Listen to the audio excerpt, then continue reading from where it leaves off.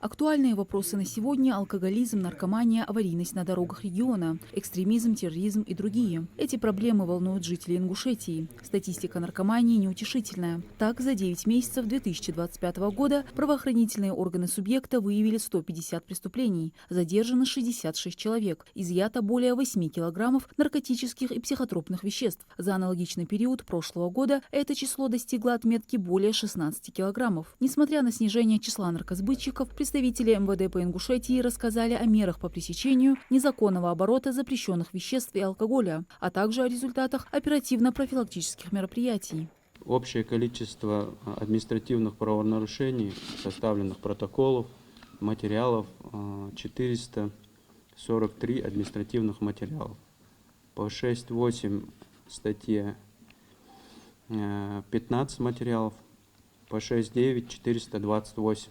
Второй вопрос – аварийность на дорогах региона. За 9 месяцев текущего года произошло 171 дорожно-транспортное происшествие, в которых 31 человек погибли, 252 получили увечья. Причины ДТП – от банального превышения скорости и нарушения правил обгона до использования мобильных телефонов за рулем и пренебрежения ремнями безопасности. Жители выразили готовность содействовать в выявлении систематических нарушителей и сообщать о потенциально опасных ситуациях на дорогах, предлагая в том числе инициативы по установке дополнительных знаков и лежачих полицейских в проблемных местах. Представители МВД, в свою очередь, подчеркнули усиление контроля за соблюдением ПДД, проведение рейдов и важность повышения дорожной грамотности населения, начиная со школьной скамьи. Очень большая работа проводится именно по свадебным кортеджам, то есть это надо необходимо уделить особое внимание. У нас в последнее время ряд размещенных видеороликов было, может кто-то их видел, в социальных сетях, где водители транспортных средств, грубо нарушая правила дорожного движения, совершая грубые правонарушения, допускают столкновения. В ряде случаев имеются факты, когда были и пострадавшие. При этом используется светозвуковое оружие, огнестрельное оружие, травматическое оружие. Особое место в повестке заняли вопросы противодействия экстремизму и терроризму, угрозам, способным подорвать мир и стабильность не только в регионе, но и во всей стране. Представители МВД акцентировали внимание на важности бдительности каждого гражданина, своевременного информирования о подозрительных лицах, действиях или распространении радикальных материалов. Представители МВД подробно остановились на различных схемах, используемых злоумышленниками, от звонков сотрудников банка и правоохранительных органов до фишинговых сайтов. Отметили, что основными жертвами зачастую становятся наиболее уязвимые категории граждан. Полицейские акцентировали внимание на необходимости повышения финансовой грамотности населения и безусловного соблюдения правил цифровой гигиены. Жителям были даны четкие рекомендации: не доверять незнакомым звонкам и сообщениям, не сообщать личные данные и реквизиты банковских карт, не переходить по подозрительным ссылкам. Через интернет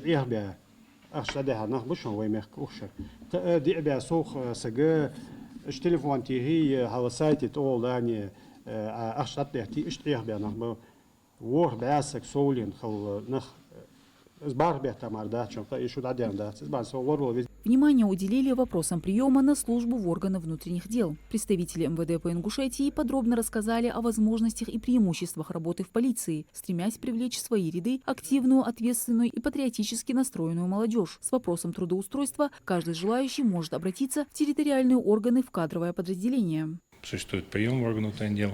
Один из критериев – это для мужчин служба в вооруженных силах в органах внутренних дел. Это является один из обязательных критериев. Также образование для поступления на службу в ряды младшего начсостава. Это необходимо окончание 11 классов школы, то есть полное среднее образование. А для поступления для начального состава образование не ниже среднего должно быть.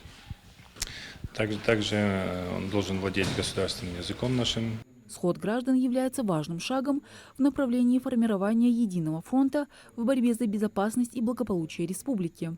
Это начало системной работы, целью которой является создание безопасной, комфортной и устойчивой среды для каждого жителя региона. Только при тесном и доверительном сотрудничестве Министерства внутренних дел, общественности и каждого гражданина возможно эффективное противодействие современным вызовам и построение процветающего общества. Мадина Цора, Мухаммад Индиев, Магаз 24.